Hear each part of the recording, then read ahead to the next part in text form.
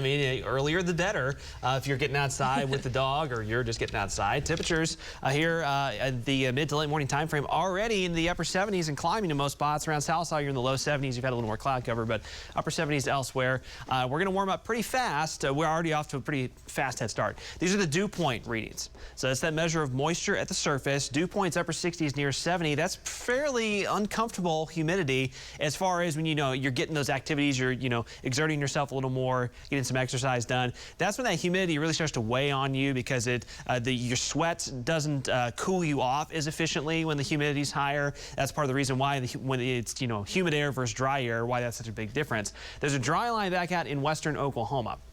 So you can see that's where the drier is, back in the drier air is back in the panhandle in western Oklahoma, but the rest of us pretty muggy. That dry line surges east later on today, will be a focal point for some thunderstorms down along the Red River late today into this evening, and could bring a few of those to our area later tonight. If you got some yard work to get done, again, I would use some caution. I got the little yellow light here to use some caution for the afternoon time frame because it will be, I think, borderline hot by May standards. If you're out working in it, I think you will think it's hot and humid. So make sure you are taking breaks, staying hydrated. Here's that severe threat for late tonight.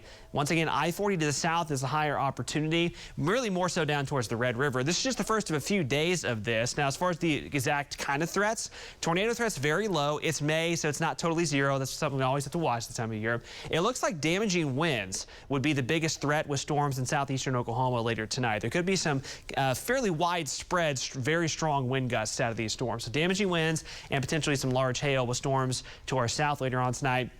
And just to give you a general idea of this unsettled pattern, Sunday we continue with a very low-end risk for a few severe storms, more so in the nighttime time frame. Monday, more so Monday night and Tuesday morning, again, kind of the same story.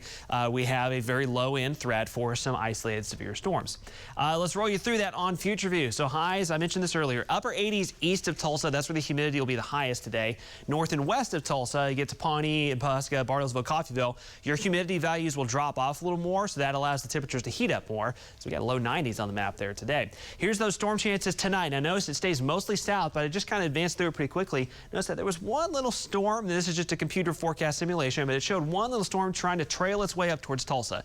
That's a low-end probability, but if you're going to be out towards 10, 11, 12 o'clock tonight here in the Tulsa Metro, it's not out of the question that the storm could at least be nearby. More so in southeastern Oklahoma, again, with that wind and hail threat.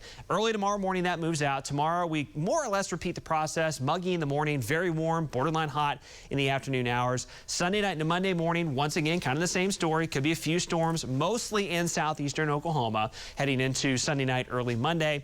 And again, the unsettled nature of this pattern, which is typical for May, will continue. More so those nighttime, early morning chances. Tonight, Sunday night, Monday night into Tuesday morning. Eventually, we'll pick up a few more clouds. Those temperatures will drop back a couple of degrees, but more really overall, we're going to be warm and humid and above normal temperature-wise the next several days. And into late next week, still more additional chances for scattered showers and storms from Wednesday, Thursday, and even into Friday.